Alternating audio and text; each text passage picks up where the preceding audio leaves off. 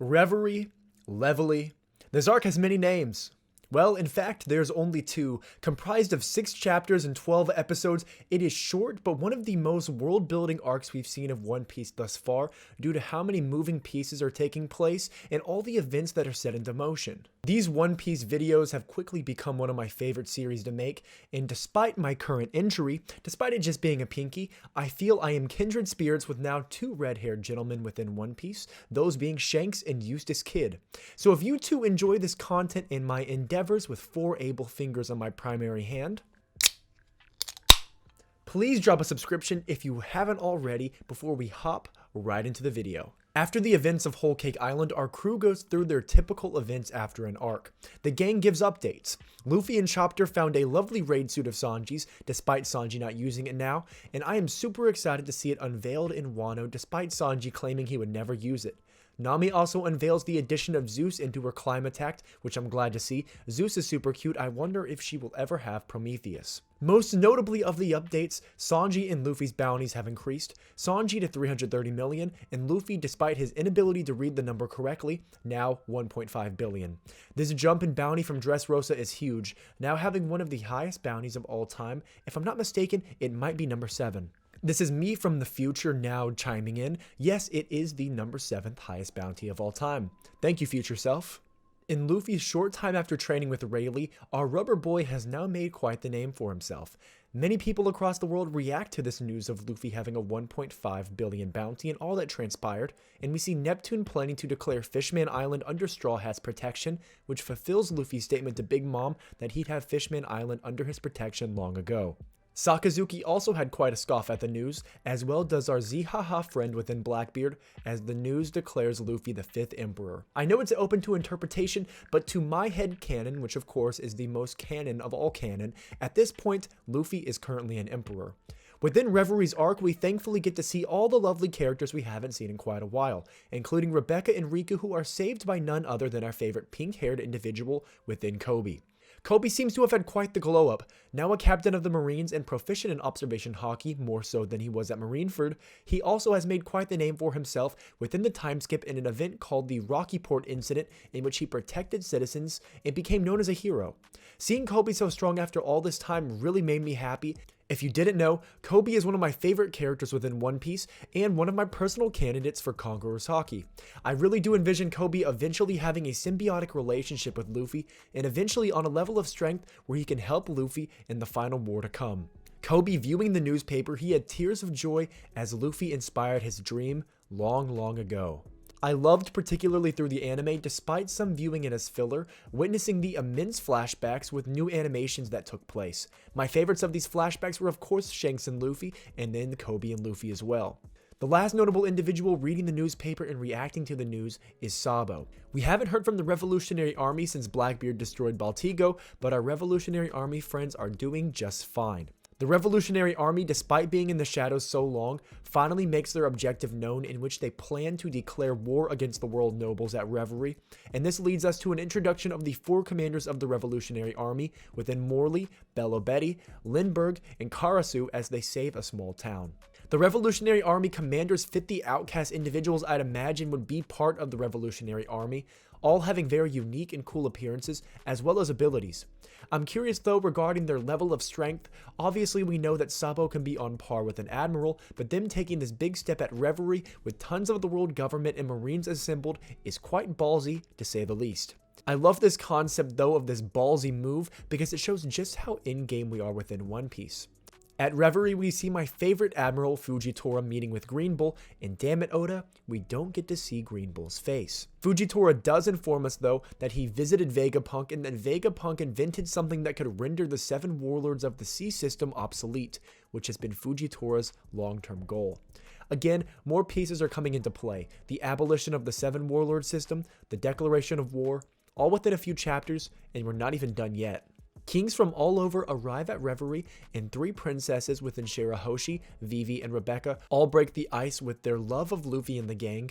And all of our princesses happen to be some of the most beautiful women in the story, very befitting of the princess title, Oda. I am a very big fan of Vivi and Rebecca's aesthetic, Shirahoshi from the top up, but we are getting very distracted. Speaking of Shirahoshi, a celestial dragon does try to hurt her, and we see the further racism towards the fishmen. The celestial dragons are continually portrayed to me as inbred, and this just drives home that point to me. Leo tries to stop the celestial dragon from hurting her, but to my genuine shock, CP0 repels him with ease, and Rob Lucci is back along with Kaku. This is groundbreaking in terms of antagonist development. Where I find a lot of stories fall short is that the antagonists after being beaten are put to the wayside, and rather than ever developing them, they no longer exist within the story. What One Piece does well within the story is that a good chunk of the antagonists still serve a role. Speaking of an antagonist that does this, within Don Flamingo, despite being an impelled down, he still serves for us the audience to build the world in mystery around the secret that Mary Joie has. And this secret we find out in panels later, perhaps not the one he's referring to, but a secret nonetheless, is a mysterious straw hat stored. This mysterious straw hat has many questions around it. Clearly, the theme of inherited will is present within One Piece, and this is a further testament to it. Perhaps it could have been Joy Boys, we don't know much about him, or maybe even the Straw Hats existed long before the Void Century took place, with those who carry on the will of D. With the reintroduction of Lucci back into the story, it drives home the question of whether the world government is still actively pursuing Nico Robin, and their desire to keep the Straw Hats from deciphering what the hell happened during the Void Century. It's entirely possible that the world government fears that Luffy is getting increasingly closer to the status of Pirate King as he ascends the ranks so fast, toppling armies and gaining allies. That what they fear is the imminent chaos that will transpire when someone takes the title of Pirate King. And the world shall soon descend into madness which they fear within the revolutionary army flaring their head, the abolishment of warlords, Luffy's unceasing will of supremacy, and the Yonko's current reign of terror. If I thought this chapter wasn't a 10 out of 10 yet, next we see Shanks meeting with the Gorosei to talk about a certain pirate. How the hell Shanks got there we don't know, but Shanks is clearly making his own moves. Shanks' status as a Yonko and pirate surprisingly allows him to fly under the radar of the world government because despite these titles, he hasn't been doing anything intentionally chaotic or evil. Rather, he stopped a war at Marineford, stopped Kaido, and warned Whitebeard of the repercussions of the war to come. The pirate Shanks likely is referring to as Blackbeard. We don't know what he's been doing, but similarly to warning Whitebeard about him, he now warns the Gorosei and clearly knows something that we don't. I know there are some theories out there about Shanks being a traitor, but for me that theory doesn't hold much ground. Shanks is one of my favorite characters within the story, and I just wish we saw more of him. Our revolutionary army makes their move pretty quick. They enter Mary Joie using Morley's Devil Fruit and witness what's become of their friend Kuma, now used as a slave to poke and prod at, which enrages Sabo. At this moment, I wish Sabo could have destroyed the city, but due to their mission being covert, he couldn't.